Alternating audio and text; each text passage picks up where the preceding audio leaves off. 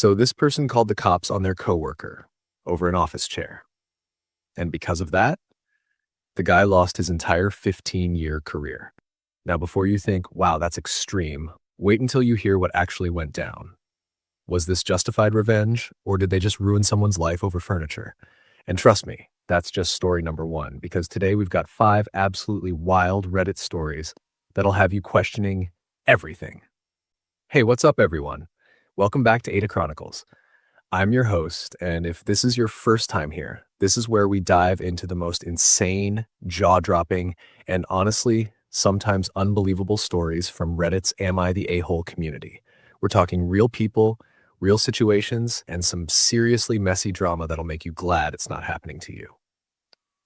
Now, we're on a mission to hit 10K subscribers, and honestly, we can't do it without you guys. So if you're enjoying the content, do me a huge favor. Smash that like button, hit subscribe, and drop a comment letting me know which story shocked you the most.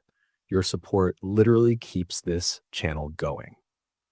All right, so today we've got 5 stories lined up. And let me tell you, we're starting strong with someone who went absolutely nuclear over a stolen chair. Then we've got a pregnancy revelation that turns into the betrayal of the century, a camping trip that turned into a full family war, an ex's new wife with some audacity, and finally, someone who literally threw up and lost it on their friend.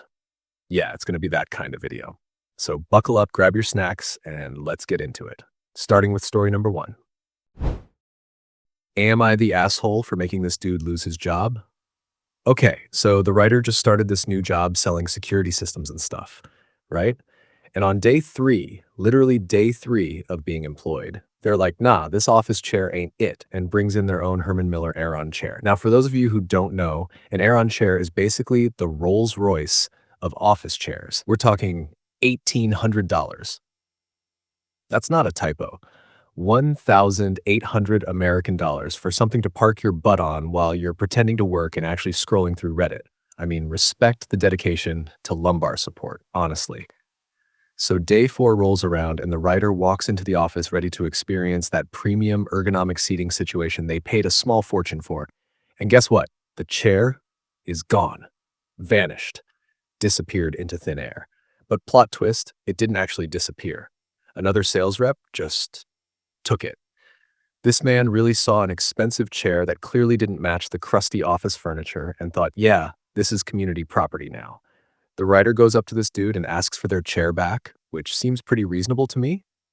Like, that's literally their property. And this guy, the audacity of this man, basically tells them to F off. Can you imagine? Someone asks for their own $1,800 chair back, and you're like, nah, fam, finders keepers. The disrespect is truly unmatched. So naturally, the writer does what any normal person would do and escalates to the boss. Surely the owner of a company would understand basic concepts like stealing is bad and people own things, right? Wrong.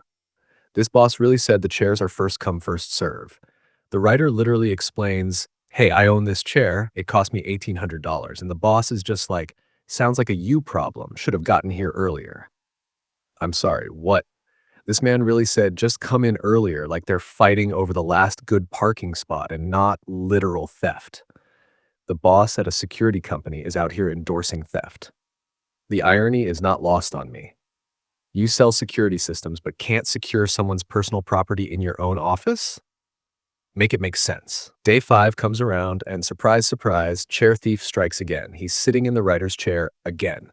So the writer gives him one more chance, which is honestly more grace than I would have given. They're like, give it back or I'm calling the cops. And this dude refuses.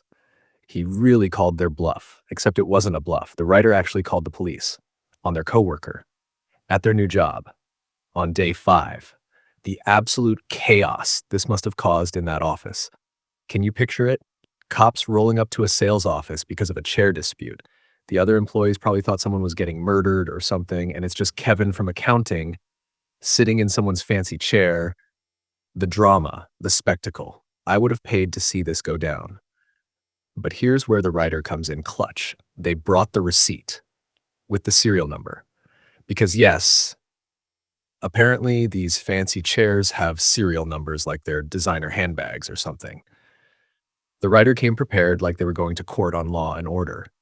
The chair thief admitted he took it, because what else are you going to say when someone pulls out receipts with serial numbers?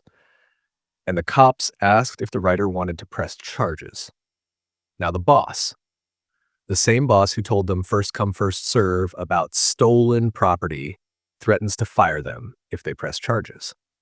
So the writer looks at this man at this new job they've had for literally less than a week, weighs their options, and says, absolutely, I want to press charges. The sheer energy of this decision, the I'd rather be right than employed mentality. Chef's kiss, no notes. The boss fires them on the spot, which, honestly, good riddance, because imagine working for someone who protects chair thieves. The writer grabs their $1,800 chair and walks out while the cops arrest the other guy. Now, here's where it gets kind of heavy. The chair thief has been in the security industry for 15 years, and apparently he's going to lose his security license over this, which means he can't work in the industry anymore. His whole career, gone, because of a chair. And the writer's response, I don't give a shit. He shouldn't have stolen my chair. Ice cold. Absolutely zero sympathy. None. The man is about to lose 15 years of career progression, and the writer is like, well, if it isn't the consequences of your own actions. Here's the thing, though, and I cannot stress this enough. The chair thief had so many opportunities to make this right. He could have given it back when first asked. He could have given it back when the cops showed up. He could have literally just not stolen the chair in the first place. Like, that was always an option. But no, he really committed to the bit of stealing someone's personal property and then doubling down when confronted. Play stupid games, win stupid prizes, am I right? So am I the asshole verdict? Not the asshole. Not even a little bit. Listen, do I think calling the cops over a chair is extremely dramatic? Absolutely. Is it unhinged behavior at a brand new job? 100%. Would I have done the same thing? Honestly, maybe. Because here's the deal. That chair wasn't office property. It was personal property.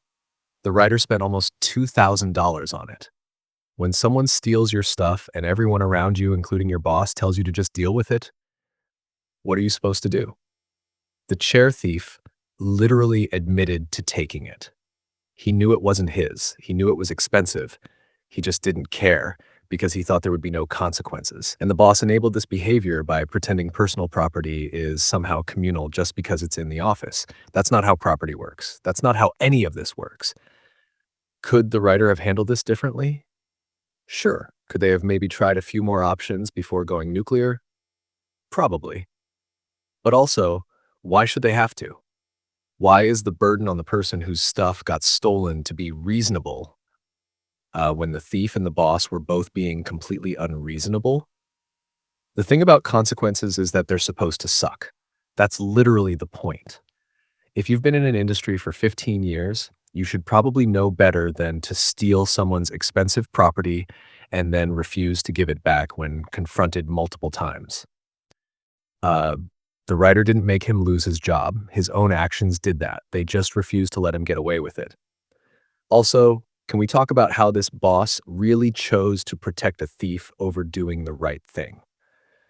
That tells you everything you need to know about that company's culture.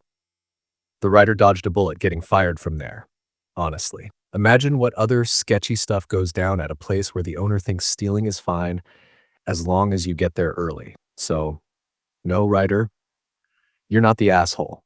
You're chaotic, you're dramatic, you went from 0 to 100 real quick, but you're not the asshole. That chair thief made his choices, and now he gets to live with them. Should have just bought his own fancy chair if he wanted one that bad. Am I the asshole for insisting we move in together now that we're having a baby? Okay, so this is a throwaway account, which already tells you this is going to get messy. The writer is 41 and has been dating Jess, who's 37, for 5 years. 5 whole years, that's half a decade for those keeping track at home. Right from the start, Jess was crystal clear about her stance. No marriage, no kids, and if pregnancy happened, she wouldn't keep it. Honestly, you gotta respect someone who knows what they want and says it up front, right? At least she's being honest about her life goals instead of stringing someone along. Or so we thought. After dating for a year, The writer does what most people in relationships do and suggests moving in together. It's kind of the normal progression. You're dating, things are going well. Why not share rent and see each other in your worst morning state? But Jess shuts that down real quick. She likes their current setup, which is spending a few nights together during the week with sleepovers, then having a few days each week to themselves at their own separate places. Now look, I'm all for independence in relationships and having your own space, but this is giving part-time relationship vibes. Like they're casually dating, but make it 5 years long. But the writer accepted it because that's what you do when you love someone, right? You compromise. You work with what they're comfortable with, even if it's not exactly what you envisioned.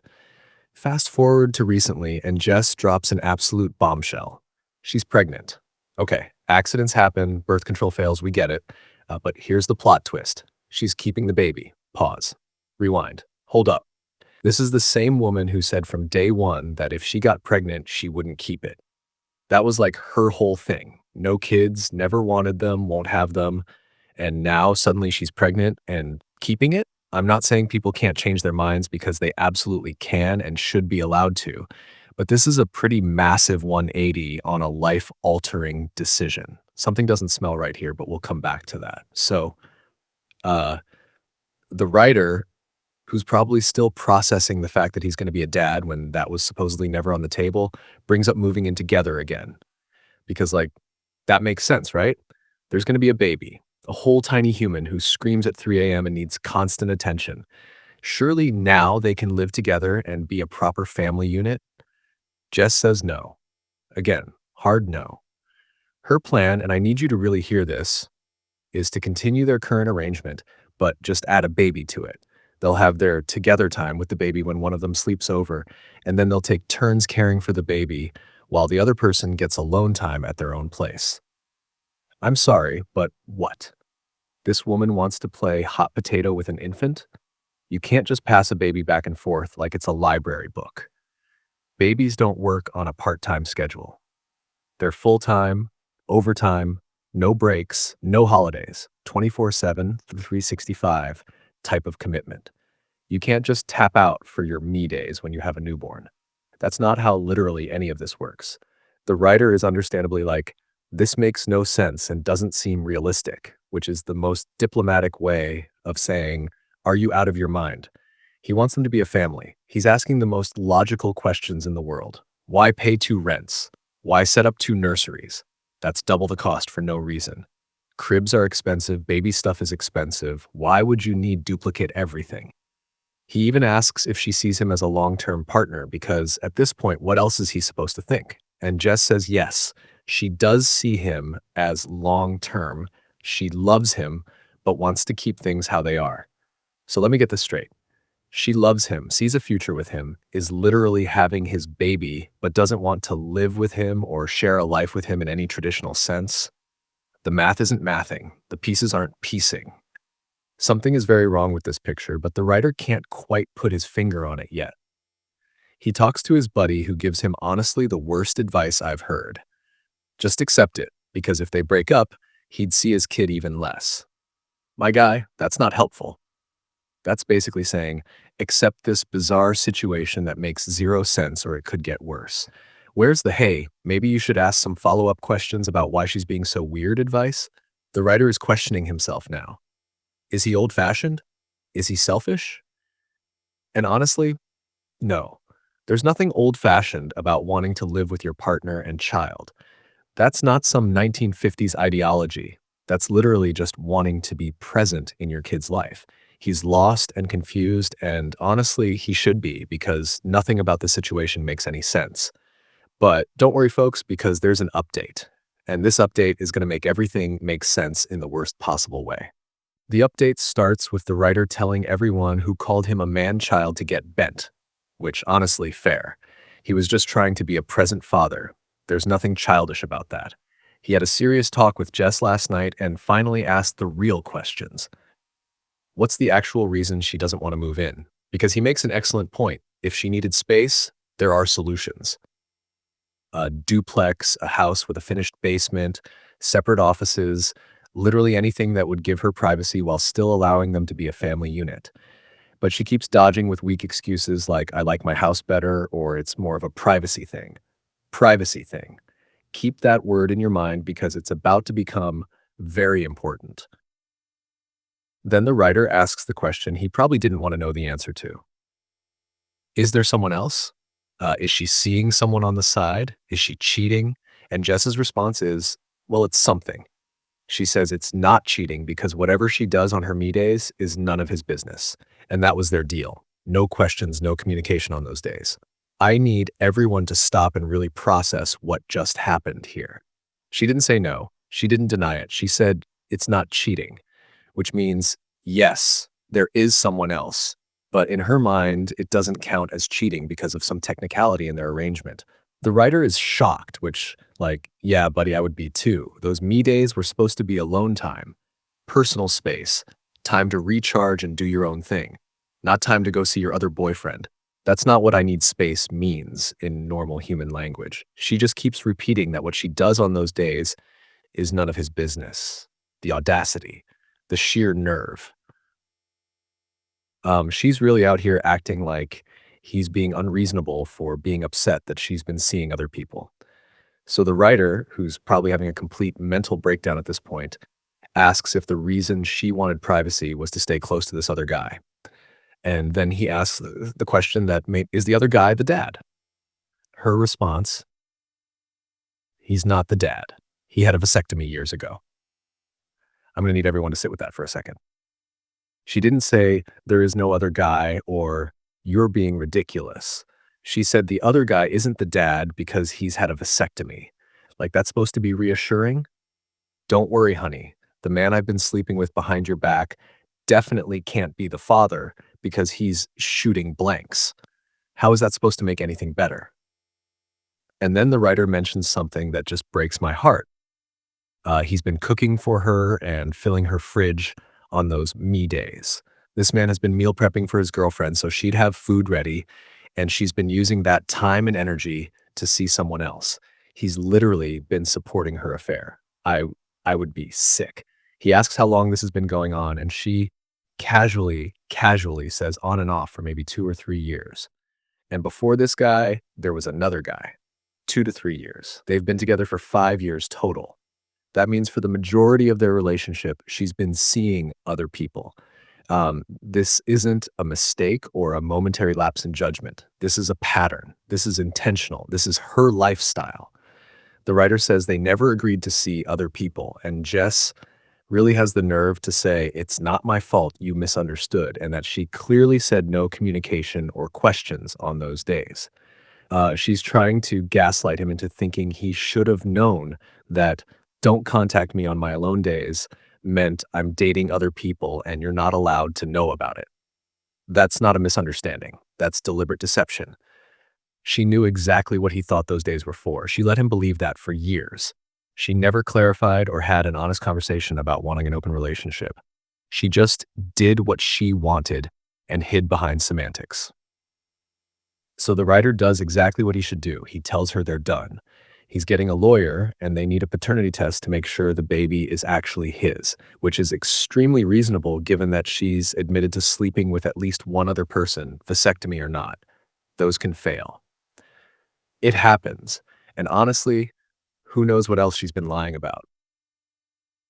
But Jess has the absolute audacity to ask, what about all your talk about being there for her during the pregnancy? Like, girl, you just told this man you've been maintaining secret relationships for years, and you're wondering why he's not jumping to support you anymore.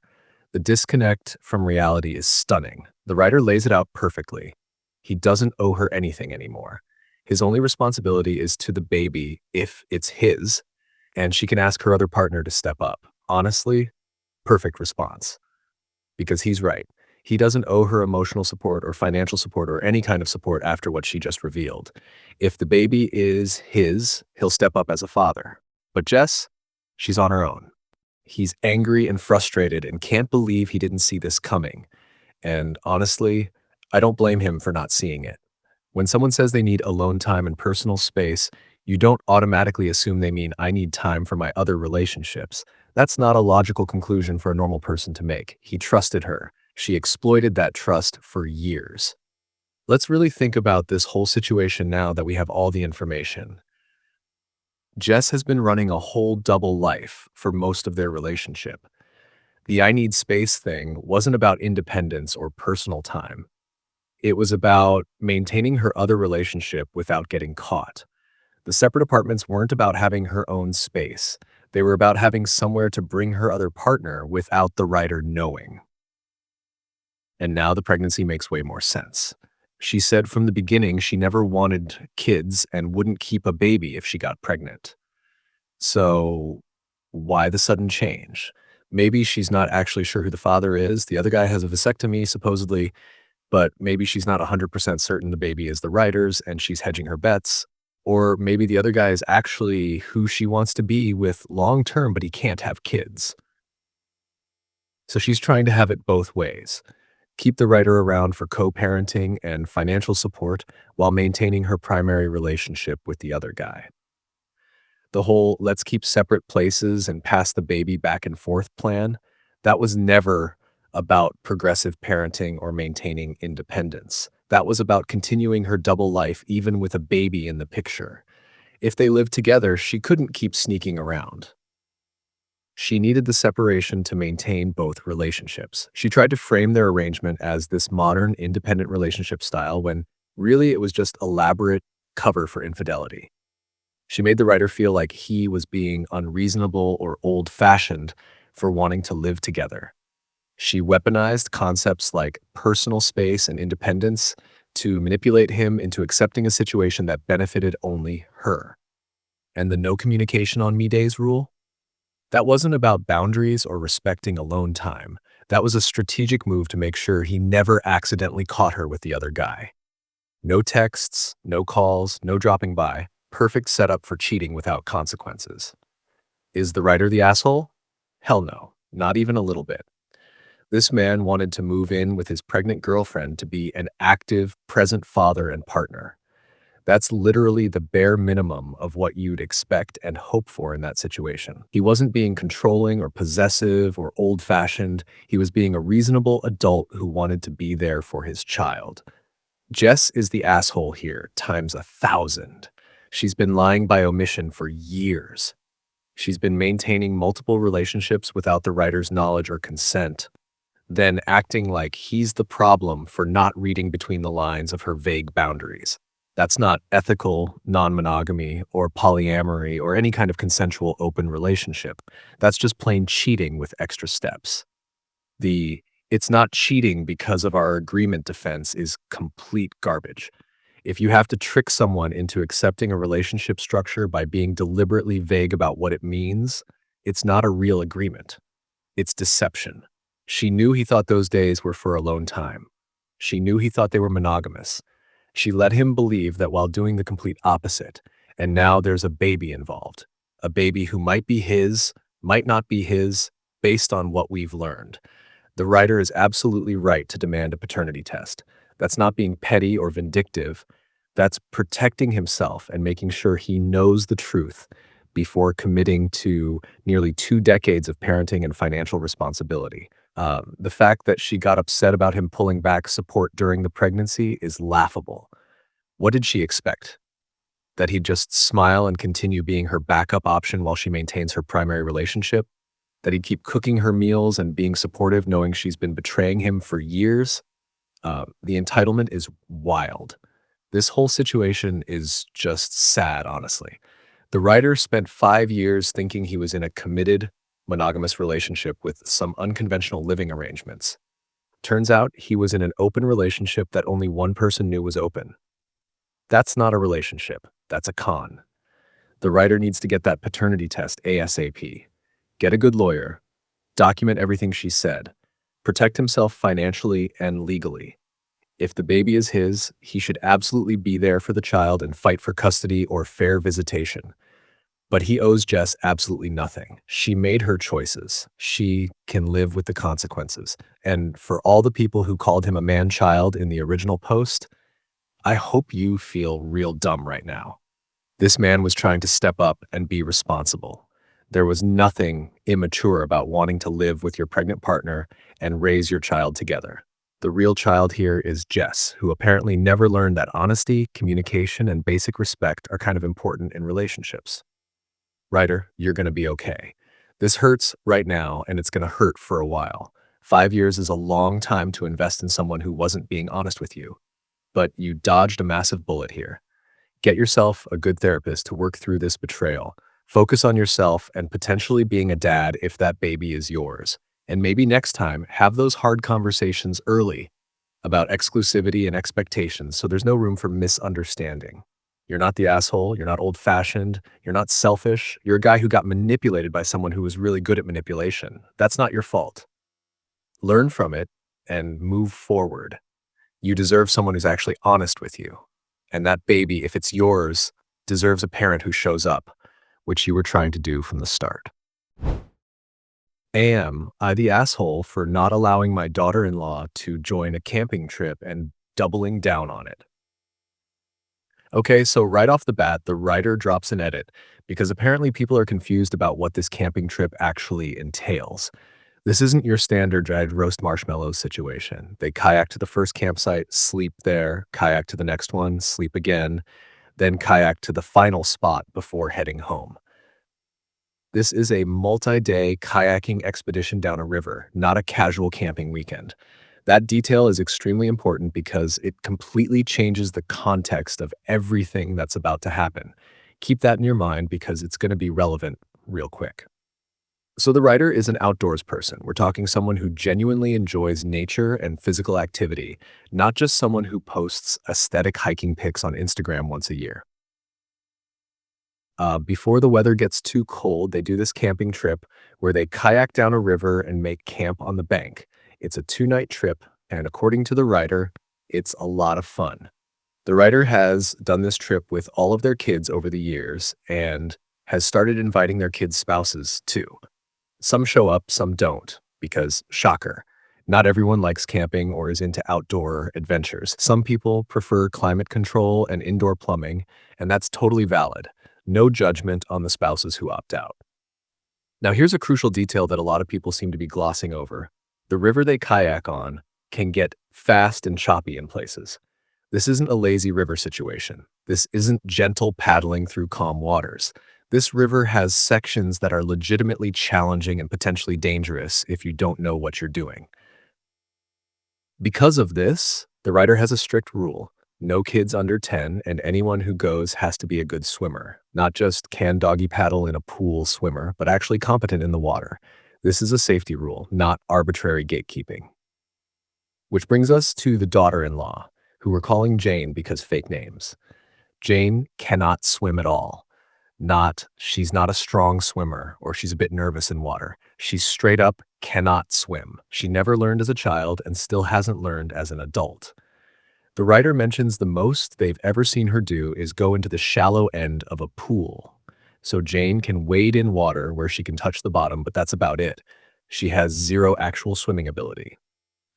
The writer's son wanted to invite Jane to come on this trip, and the writer said no, explaining that this is a safety concern because she cannot swim, which seems pretty reasonable when you're talking about a multi-day kayaking trip down a river that gets fast and choppy in places, right? But Jane was very upset about it and told the writer it would be fine. The writer told her no again and added that if she learns how to swim, she can come next year. Now Jane is upset and the son is also upset. The son told his parent that he can't go if Jane isn't invited, and the writer stuck to their decision. So now the son is unhappy too. Okay, let's unpack this situation because there's a lot going on here that needs to be addressed. First of all, this isn't a casual family barbecue or a dinner party where excluding someone would be weird and hurtful. This is a physically demanding outdoor activity on a river that has dangerous sections. The writer isn't saying Jane can't come because I don't like her, or Jane can't come because she's not outdoorsy enough. The writer is saying Jane can't come because there's a legitimate safety risk and she doesn't meet the basic safety requirements. The writer has a blanket rule. You have to be a good swimmer. This rule exists for everyone, including their own kids, who couldn't go until they were old enough and competent enough swimmers. It's not targeting Jane specifically. Jane just happens to not meet the criteria. Let's think about what could actually go wrong here. They're kayaking down a river for multiple days. Rivers have currents. This particular river gets fast and choppy in sections.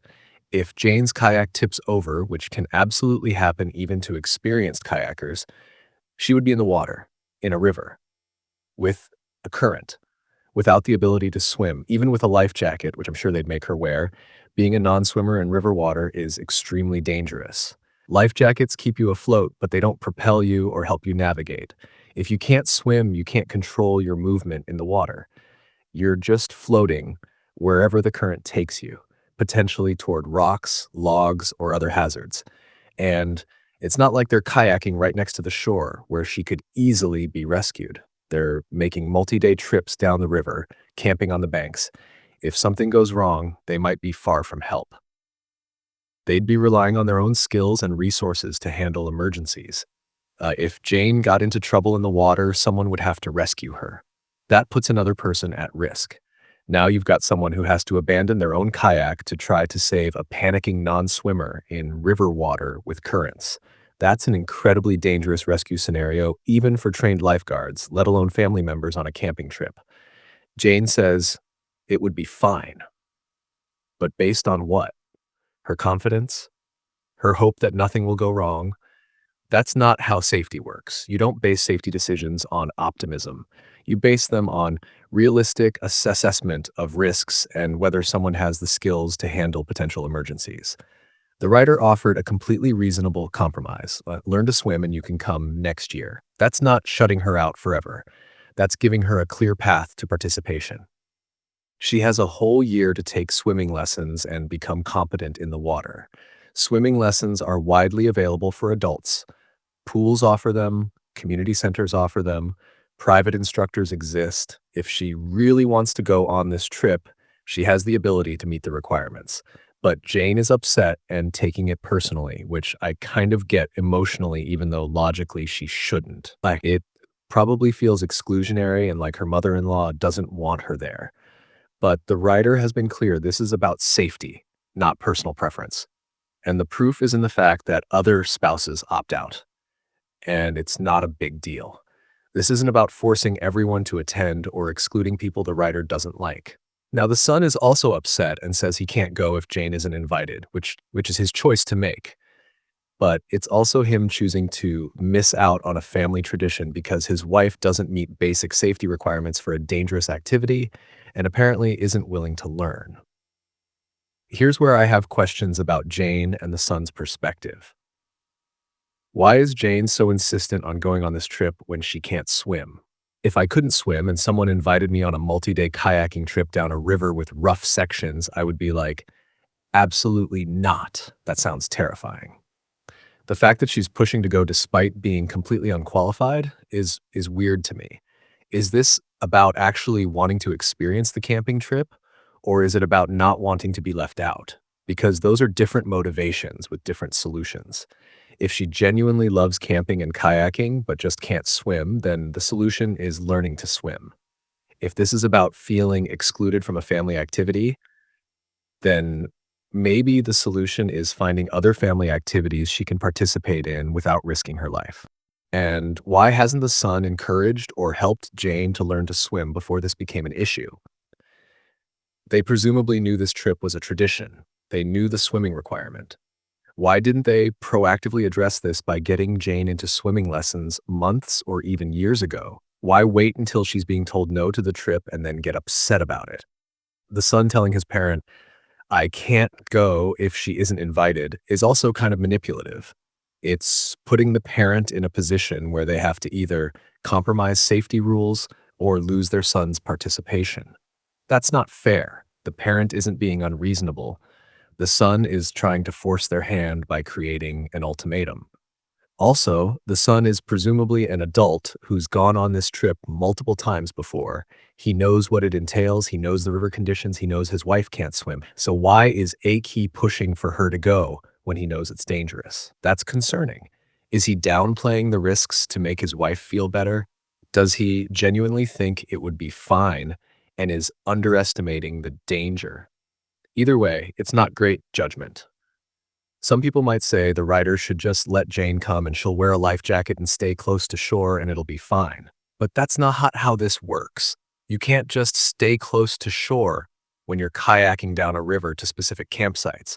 You're going where the river goes. You're navigating the route. And even if she wore a life jackets are not magical safety devices that make non-swimmers suddenly safe in challenging water conditions. Plus, if Jane came and had to be constantly monitored and helped because she couldn't handle the kayaking or the water conditions, that impacts everyone else's trip. Now, instead of everyone paddling and enjoying the journey, someone has to constantly keep an eye on Jane, help her navigate difficult sections, and be ready to rescue her if something goes wrong. That changes the entire dynamic of the trip. The writer even has a rule about kids under 10 not being allowed. That shows this person takes safety seriously across the board. They're not letting young children go even though they're family, and presumably the writer loves them.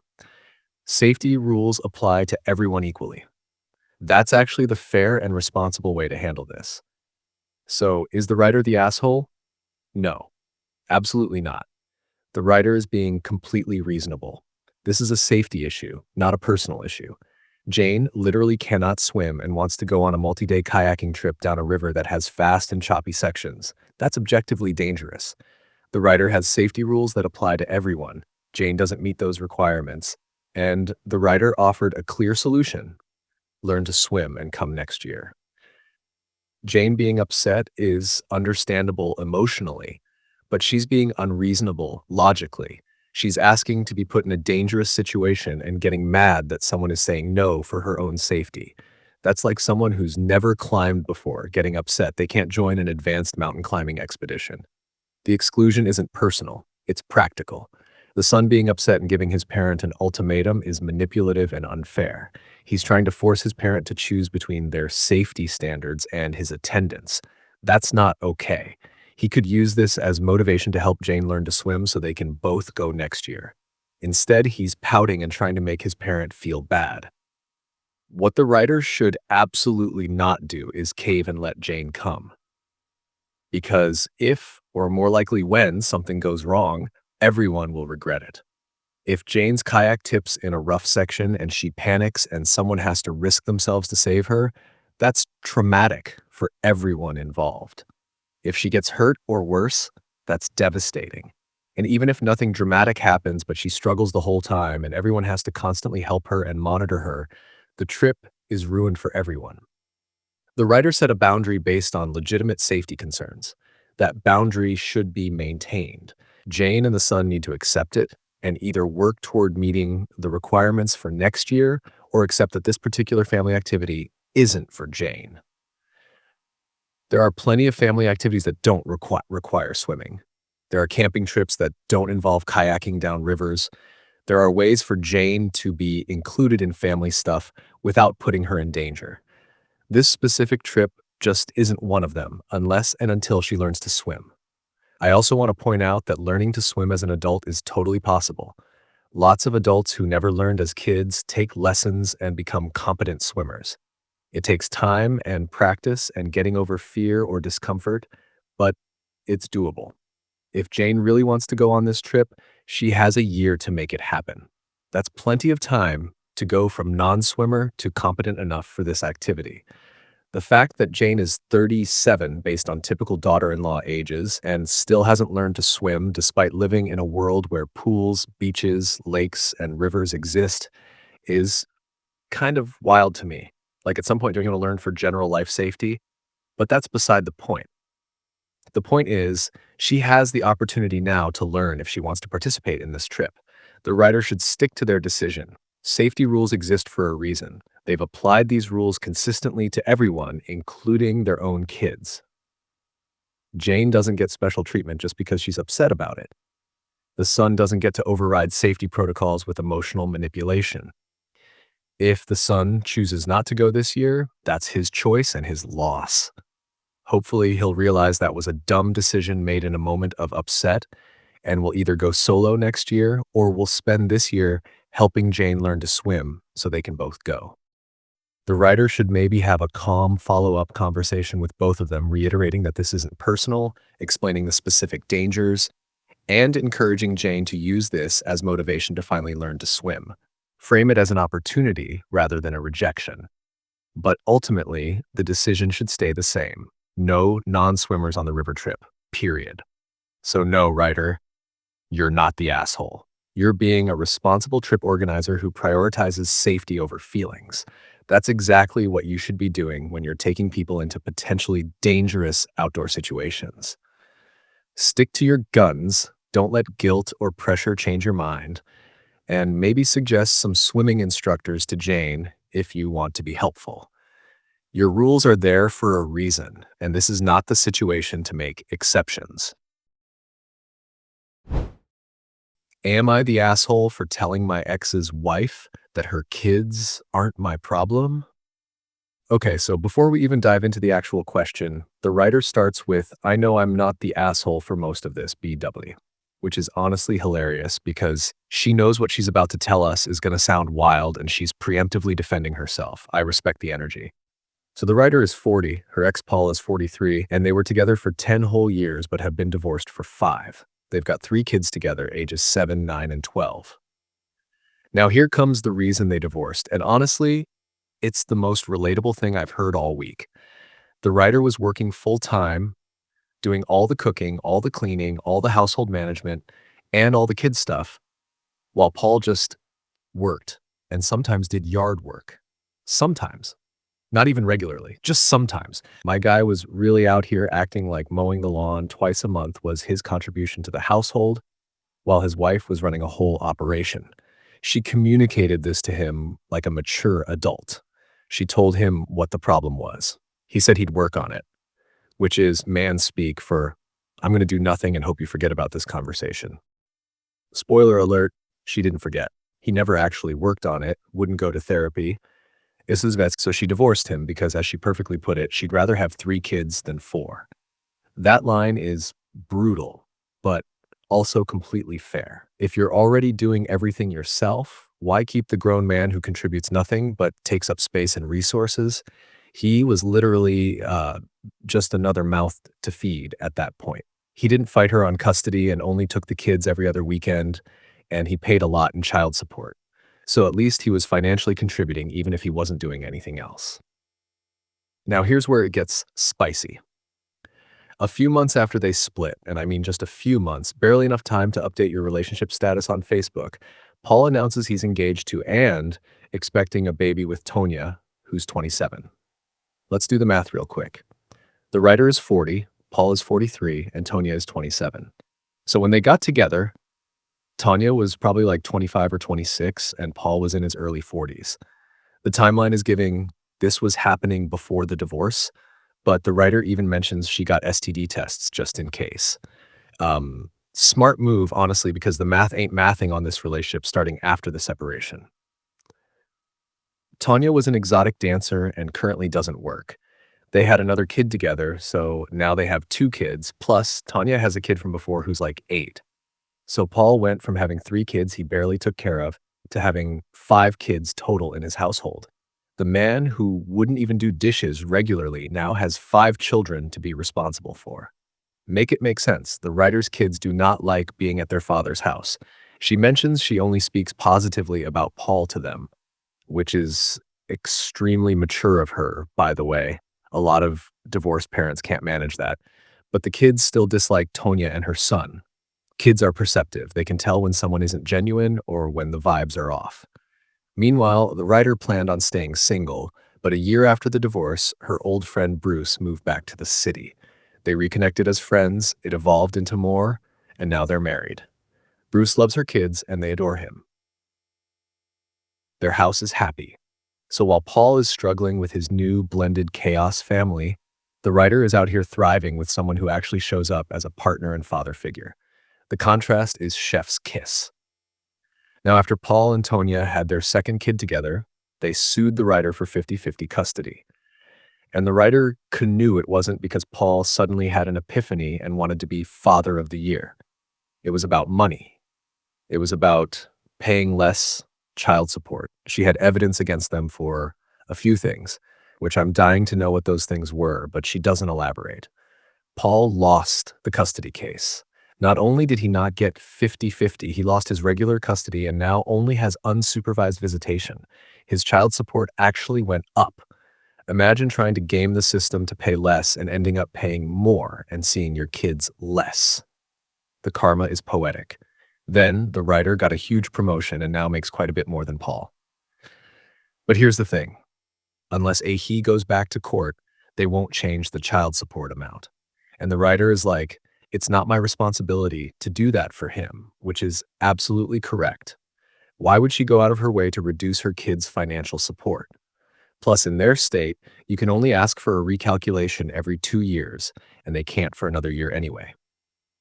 So they're stuck paying the higher amount on a single income while the writer is out here making bank with her new husband. Tanya has been trying to talk to the writer for months. The writer has been ignoring her, which is the right move. Honestly, you don't owe your ex's new wife conversations. But Tanya finally cornered her at the writer's oldest son's game. First of all, cornering someone at their kid's sporting event is already a wild move. That's supposed to be about the kids, not your financial drama. But Tanya goes there anyway. She tells the writer that they're struggling financially, which, yeah, no kidding. You have 5 kids and only 1 income, and Tanya doesn't work. She says she knows the writer doesn't need the child support and asks her to please consider her kids. The entitlement, the absolute audacity. She's asking the writer to consider her kids, kids that have nothing to do with the writer, when the child support is for the writer's own children, child support that comes from their father for their needs. The writer simply told her that the child support for her, it was for the kids from their father, and her kids were not her problem. The writer even says, I know, mean, but she wouldn't leave me alone. It's not mean, though. It's a boundary. It's a fact. Those kids genuinely are not her problem or responsibility. The writer didn't choose to have 2 more kids with Paul. Tanya did. The writer didn't choose to have Tanya's older kid in the mix. That's Tanya's kid from before. None of those children are the writer's responsibility in any way, shape, or form. But now the writer is wondering if she should have kept ignoring Tanya instead of engaging because she's always tried to be civil for her kid's sake, which is fair. You don't want unnecessary drama affecting your kids. But also, sometimes you have to set firm boundaries, or people won't stop pushing. The writer adds an edit clarifying that she's not asking if she's the asshole for getting child support. Even if she is, she doesn't care. She's asking if she was the asshole for telling Tonya that her kids weren't her responsibility. And she points out that if they're struggling financially, Tonya is more than welcome to get a job, which is extremely valid. Tonya doesn't work. She's home with the kids. I get that childcare is expensive and maybe it doesn't make financial sense for her to work if all her income would go to childcare, but they have 5 kids, 2 of whom are school-aged, and they're struggling financially. Maybe it's time to figure something out. Part-time work, remote work, something. Asking your husband's ex-wife to give back child support that's legally owed for his kids is not the solution. Then comes edit number 2, and oh my God. The writer says she doesn't know if Tanya's ears were burning or what, but Tanya just texted her. And the text is absolutely unhinged. Tanya texted verbatim, if you refuse to pay us back the money he's forced to give you, the least you can do is have your husband adopt him so he can sign away his rights and focus on the family that actually matters. I need everyone to really absorb what just happened here. Tanya just said, child support is money Paul is forced to give. No, ma'am, it's money he's legally obligated to provide for the children he made. She wants the writer to pay them back, like child support is a loan. She wants the writer's new husband, Bruce, to adopt Paul's kids so that Paul can sign away his rights so he can focus on the family that actually matters. Meaning Tanya, her kid, and their 2 kids together are the family that actually matters. And Paul's first 3 kids apparently don't matter. She really just said that out loud. Well, in text, but you know what I mean. The disrespect to those 3 children is staggering. Those are Paul's kids, his first 3 kids, and his new wife is out here trying to get him to abandon them so he can focus on her kids instead. She's literally trying to erase his first family from existence. The writer forwarded that text to Paul and her lawyer and blocked Tonya, which is exactly what she should do. That text is evidence of Tanya's attitude toward the kids and might be relevant for custody stuff. And she ends with, God, I'll never forgive him for making me interact with this woman, which is honestly the most relatable thing ever. Because, yeah, the writer wouldn't have to deal with Tonya at all if Paul hadn't gotten involved with her. The writer was just out here trying to co-parent and live her life. And now she has to deal with this woman who's trying to get her to give up child support and let her ex abandon his kids. Let's break down everything that's wrong with Tanya's position here. First, child support is not a punishment or something Paul is forced to do. It's his legal and moral obligation to financially support the children he created. The writer didn't make those kids by herself. Paul was there. He's responsible for them. That money doesn't go to the writer to spend on herself. It goes toward feeding, clothing, housing, and caring for their children. Second, the writer making more money now doesn't change Paul's obligation. Child support is calculated based on a formula that considers both parents' incomes and the needs of the children. Just because the writer got a promotion doesn't mean the kids need less support or that Paul should pay less. If anything, it means the kids might have a higher standard of living that should be maintained. Third, asking the writer to have Bruce adopt the kids so Paul can abandon them is genuinely one of the most selfish things I've ever heard. Those kids have a father. He's not dead. He's not absent. He just doesn't want to pay for them, apparently. You can't just sign away your rights because you decided you like your new family better. That's not how parenting works. You don't get to trade in your old kids for new ones like their cars. Fourth, the whole family that actually matters comment is so incredibly damaging. Those three kids are Paul's family, whether Tonya likes it or not. They existed first. They didn't ask to be born. They didn't ask for their parents to divorce. They didn't ask for their dad to have more kids with someone new. And now they're being treated like they're disposable or less important than the new kids. That's going to mess them up. Fifth, Tonya doesn't work, and they have 5 kids. That's a choice they made. The writer didn't make them have more kids. The writer didn't make Tonya quit her job. Those were their decisions, and they need to live with the financial consequences. You can't have a bunch of kids on one income and then get mad that the one income has other financial obligations. The writer mentions that her kids don't like being at Paul's house, and honestly, can you blame them? Their dad fought to see them less, pays for them reluctantly, and his wife thinks they don't matter as much as her kids. Kids can sense when they're not wanted. They can tell when they're being treated as a burden. No wonder they prefer being with their mom and Bruce, who actually want them around. Paul really fumbled the bag here in every possible way. He had a wife who was willing to work with him on their marriage. She communicated her needs. She asked him to go to therapy. He refused and did nothing. So she left. Then he immediately got into a relationship with someone much younger, had more kids, tried to reduce his financial responsibility to his first kids, lost custody instead, and now his new wife is trying to get him to abandon those kids entirely. At every turn, he chose the easy way out. Don't do more housework, just do nothing. Don't work on the marriage, just let it end. Don't be a present father, just pay money. Don't accept your financial obligations. Try to sue for custody you don't actually want. And now don't pay for your first kids, just abandon them legally. Meanwhile, the writer did the hard thing every time. She communicated her needs even though it was uncomfortable. She left when he wouldn't change, even though divorce is hard. She fought for her kids in court. She co-parents civilly, even though Paul doesn't deserve it. She set boundaries with Tonya, even though it created conflict. She's consistently chosen her kids' well-being over taking the easy route. So is the writer the asshole? Absolutely not. Not even a tiny bit. The writer didn't do anything wrong.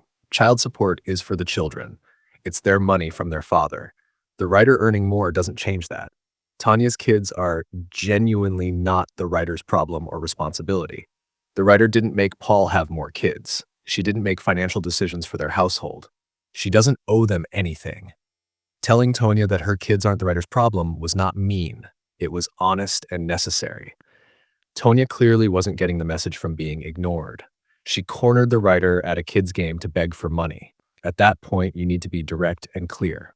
No is a complete sentence, and the writer was well within her rights to say it. And honestly, the writer was way nicer than I would have been. I would have told Tonya that if she's struggling financially with 5 kids, maybe she should get a job instead of asking me to subsidize her lifestyle. The writer just stated facts. The child support is for the kids from their father, and Tanya's kids aren't her problem. The text Tanya sent afterwards just proves that the writer was right to set that boundary. Tanya is unhinged. She literally asked the writer to facilitate Paul abandoning his children so he can focus on the family that actually matters. That's not someone who's struggling and desperate. That's someone who's entitled and cruel. She doesn't just want the money. She wants Paul's first kids gone entirely. The writer forwarding that to Paul and her lawyer was the perfect move. Paul needs to see what his wife really thinks about his children. And if there are any future custody issues, that text shows Tanya's attitude toward the kids and the hostile environment they're in at their father's house. The writer blocking Tanya was also correct. There's no reason to maintain communication with someone who's harassing you about money and suggesting you help her husband abandon his kids. All communication about the kids should go through Paul anyway. If Tanya has something to say about pickup times or school events, she can tell Paul and he can pass it along. I feel bad for all 5 of those kids, honestly. The writer's 3 kids are being treated like they're less important than their dad's new family.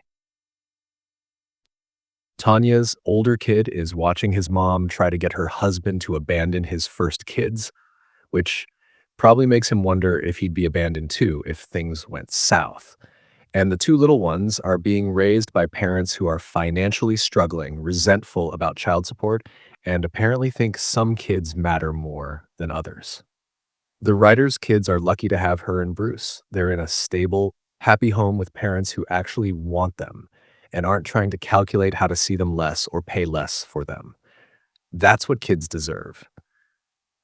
Paul needs to get his life together. He needs to tell Tanya to back off from contacting his ex. He needs to accept his financial obligations without resentment. He needs to actually be present for his first 3 kids instead of treating them like a financial burden. But based on his track record of taking the easy way out, I'm not holding my breath. The writer should keep doing exactly what she's doing, taking care of her kids, maintaining boundaries, documenting everything and living her best life with Bruce. She got out of a bad marriage, found happiness, got a promotion, and is protecting her kids. That's winning. So no, writer, you're not the asshole. Not for getting child support, not for keeping child support, not for telling Tonya her kids aren't your problem, and definitely not for forwarding that unhinged text and blocking her. You're doing everything right. Keep those boundaries strong and keep putting your kids first. They're lucky to have you. Am I the asshole for yelling at my friend about her body odor after literally throwing up? Okay, so the writer starts with context. They've been in college classes with this girl for the last year. They're in the same degree program and have become friendly. The writer makes it clear from the jump that they don't hate this girl. They don't hate this girl at all. They've just reached their absolute limit and might have gone too far with what happened. Already we know something wild is coming. This semester, they have the exact same schedule, so they ended up sitting next to each other in every single class. And this is where the problem starts. At first, the writer noticed a smell coming from this girl and chalked it up to stress. They assumed it was a temporary thing. Maybe she's going through something. Maybe it's just a bad week, because sometimes life happens and hygiene slips for a bit. We've all had those weeks where everything is chaos and maybe the shower gets skipped. It happens. But this wasn't a temporary thing. This has been every single day, not once in a while, not occasionally, every day for months. The writer describes the smell as strong barn-type body odor, as if she worked outside on a hot, humid summer day and didn't shower. That's a very specific description, and it paints a picture that is not pleasant. We're not talking about, oh, she forgot deodorant today smell. We're talking full-on, hasn't bathed in who knows how long kind of smell. The girl has long, pretty hair, but it's visibly oily from roots to ends. So this isn't even subtle. You can see that she's not washing. And by their third class of the day, the writer is nauseous and trying not to gag. Third class of the day, they're spending hours sitting next to this smell, trying to focus on learning while fighting the urge to throw up. After a month of this not getting better, another friend in their program admitted they sit on the opposite side of the room because of how distracting the smell is. So it's not just the writer being sensitive or dramatic. Other people are actively avoiding sitting near this girl because of the body odor. That's heartbreaking, honestly. The writer says it kind of broke their heart to hear that, and they'd hope someone would tell them if they were in her position, which is honestly such a kind and empathetic way to look at it. Most people would just be relieved they're not the only one who noticed and move on, but the writer actually cared enough to want to help. So one day after school, the writer spent hours carefully crafting a text to tell this girl about the body odor. Hours. They didn't fire off a mean text or make a joke about it. They spent actual time trying to figure out how to say this in the kindest, most caring way possible. They explained they were only bringing it up because they care and didn't want her to be embarrassed. The writer mentions they're not a fan of confrontation, and I thought a private message was kinder than saying something in person, which honestly, yeah, a private text is way better than pulling someone aside or, God forbid, saying something in front of other people. The writer was trying to be as gentle and respectful as possible. The girl read the text, gave just a thumbs up emoji, and never talked about it again. A thumbs up. That's it. No, oh my God, thank you for telling me, or I didn't realize, I'll work on it, or even I'm going through something right now. Just and radio silence about it. The next day, the writer finally wasn't trying to hold their breath, which suggests she actually did shower after getting that text. Progress, right? But then the smell was back by the end of their second class. Second class. She showered once and then immediately went back to not showering. That was 2 months ago from when this story is being told. So let's do the math here. The writer noticed the problem, gave it a month thinking it was temporary, sent a kind text, and has now endured 2 more months of this. That's 3 months minimum of sitting next to someone whose body odor is so bad it makes you nauseous. 3 months of trying to focus on college classes while fighting the urge to gag. Now they're in crunch time for finals. The stress is high, everyone's exhausted, and they stayed after class until around midnight working on a project with several other students. The writer finally couldn't take it anymore after the girls scooted inches away from their face to help them on their computer. Inches away from their face. With body odor so bad, it's been making the writer nauseous for months. Within seconds of her getting that close, the writer ran to the nearest trash can to throw up. They literally vomited from the smell. That's how bad this situation had gotten. The girl asked if they were okay, which honestly seems like a reasonable question when your friend just ran to throw up in a trash can. But the writer was so sleep-deprived and stressed that they couldn't hold back anymore. They told her that she smells so bad that just being near her has been making them nauseous all year. Still clutching the trash can, trying not to throw up again, the writer blurted out, "How do you not smell yourself? How can you not notice how bad this is?" Which are extremely valid questions, honestly. Because how do you not notice your own body odor when it's that severe? How do you not feel the grease in your hair or notice that your clothes smell? The girl's response is where this gets really weird. She said she's just forgetful and mentioned that her mom or fiance don't remind her. Hold up. This woman is in her early 20s, has a fiance, and needs her mom or fiance to remind her to shower. That's not normal forgetfulness. That's not, oops, I forgot to water the plants. Basic hygiene isn't something you should need reminders for as an adult. The writer points out that the girl doesn't work, so she can focus on school. So from their perspective, it seems like she could make time to shower, which is fair. If you're not working and you're just going to classes, you definitely have time to shower. It's not like she's working double shifts and going to school full time and barely has time to sleep. Before the writer stormed out, they raised their voice and pleaded for her to just take a damn shower. They feel bad for yelling, and No, they sounded harsher than they meant to. They were exhausted and at their limit, but they still have to sit next to her for another 3 weeks before the semester ends. The writer feels guilty for snapping in front of other students, but also feels like they had no other options left after months of this, and the fact that texting her didn't seem to help. Okay, so there's an edit with more information that makes this whole situation even more bizarre. The girl has told the writer a lot of unprompted personal info, as people who sit next to each other for hours every day tend to do. Some comments claimed this might be a mental or physical health issue. The girl claims she has ADHD, but complained that 2 doctors have told her she doesn't really show any signs and refuse to diagnose or offer medication. So she's self-diagnosing ADHD to explain away not showering, but actual medical professionals are saying, no, that's not what's happening here. The writer says it purely seems like she just doesn't shower unless she's told to by her parents or fiancé. At 20-something years old, that's wild. That's a grown adult who needs to be told to bathe like a child. Um, some people mentioned clothing, which the writer didn't bring up initially. She's wearing dirty pajamas almost every day, which probably contributes to the smell. So not only is she not showering, she's also wearing the same dirty clothes repeatedly. It's a whole hygiene breakdown happening here. The writer is trying not to give out too much personal information, but mentions that the girl acts like it's a quirky personality trait, that she's just forgetful with hygiene. She's told the writer private conversations she'd had with doctors about this that the writer doesn't want to get into. So this girl is aware enough of the problem to have discussed it with multiple doctors, but not aware enough to actually do anything about it, or she's aware and just doesn't care. Either way, it's concerning. The writer clarifies that they sent one text about the body odor, and from what it seemed like the next day, it was probably just a quick let the water hit me for a few minutes kind of shower since her hair was still just as oily.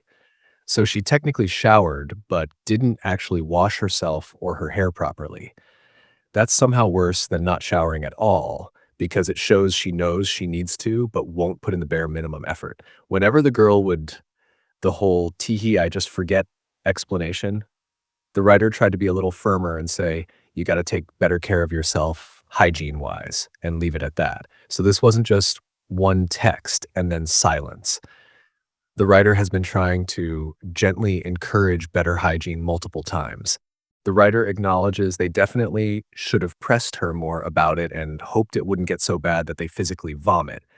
But at the same time, they're both in their 20s. The girl's got a fiance. She lives at home, not in a dorm. The writer shouldn't have to be her parent and tell her to take care of herself, especially since they know it's going to be a daily problem. Let's break down everything that's happening here because there are layers to this situation. First, the hygiene issue itself. This isn't occasional body odor. This is chronic, severe, noticeable across the room body odor combined with visibly greasy hair and dirty clothes. This is a complete breakdown of basic self-care that's been going on for months. The fact that she forgets to shower unless reminded is bizarre for an adult. Most people shower as part of their routine. You wake up, you shower, or you shower before bed, or you shower after the gym, whatever. It's automatic. You don't need someone to tell you. The fact that she needs external reminders suggests either something is seriously wrong mentally, or she genuinely doesn't care and is using forgetfulness as an excuse. The whole my mom or fiance don't remind me thing is concerning on multiple levels. One, she's admitting she needs to be reminded like a child. Two, she's placing blame on other people for not managing her hygiene. That's not their job. Her mom shouldn't have to remind a 20-something-year-old to shower. Her fiancé shouldn't have to either. That's weird relationship dynamics. Speaking of the fiancé, how is this person okay with their partner not bathing? How do they share a bed with someone who smells like a barn? How do they not notice or care? Unless the fiancé has just given up trying to get her to shower, which is also concerning. Or maybe they're long distance? Either way, something's not right there. The fact that she's been to doctors about this and acts like it's a quirky personality trait is wild. This isn't quirky. Forgetting where you put your keys is quirky. Wearing mismatched socks is quirky. Not bathing for days or weeks at a time until people are vomiting from your smell is not a personality trait.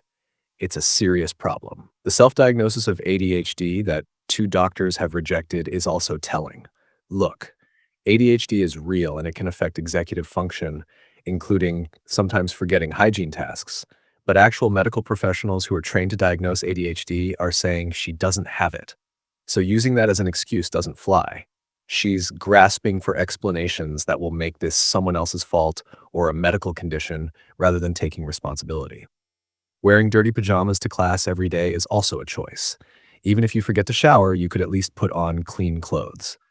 The combination of not bathing and wearing dirty clothes is creating a perfect stormable smell. Now let's talk about the writer's response. They tried everything reasonable before snapping. They waited a month to see if it was temporary. They carefully crafted a kind, private text message. They gently encouraged better hygiene multiple times when the girl would make jokes about forgetting. They endured months of nausea and discomfort trying to be patient and understanding, and then they literally vomited from the smell and finally snapped. That's not the writer being mean or dramatic. That's the writer's body physically rejecting the situation they've been enduring for months. At that point, yeah, you're going to say something harsh. You're exhausted, that stressed about finals, and you just threw up. Your filter is gone. The writer yelling, just take a damn shower while clutching a trash can they just vomited into is honestly pretty understandable. Was it harsh? Yeah. Was it in front of other students? Unfortunately, yes. But those other students were also in that room smelling the same smell. They knew what was happening. It's not like the writer aired some secret that nobody else was aware of. Is the writer the asshole? No, absolutely not. The writer did everything they could to handle this kindly and privately before reaching their breaking point. They sent a thoughtful private message. They tried gentle encouragement. They endured months of physical discomfort. They only snapped after literally vomiting from the smell while sleep deprived and stressed during finals. Should they have yelled? Probably not, ideally. But honestly, what else was going to work? The kind text didn't work. The gentle conversations didn't work. This girl clearly doesn't respond to subtle or polite approaches. Maybe, and this is terrible to say, but might be true, she needed someone to be brutally honest about how bad this had gotten. The girl is the one with the problem here, not the writer. She's an adult who refuses to maintain basic hygiene even after being told it's affecting the people around her. She's using forgetfulness and self-diagnosed conditions as excuses instead of taking responsibility. She's expecting her parents and fiancé to manage her hygiene like she's a child. And honestly, if other students are actively avoiding sitting near her and someone finally vomited from her smell, maybe that's the wake-up call she needs. Maybe being gently told in private wasn't getting through because she could minimize it or ignore it. Maybe having someone throw up and yell about it in front of others will finally make her realize this is serious. The writer shouldn't feel guilty. They tried the nice way. They tried multiple times. At some point, you can't keep setting yourself on fire to keep someone else warm. Or in this case, keep making yourself nauseous to spare someone's feelings about their own lack of hygiene.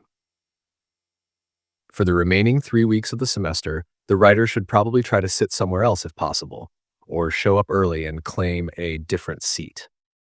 If that's not an option, maybe bring strong-smelling lotion or essential oils to help mask the smell, or sit with a scarf or mask that has a pleasant scent on it. The girl needs to get serious help if she genuinely cannot remember to shower without reminders. That's not normal, and it's not sustainable for adult life. What's going to happen when she has a job?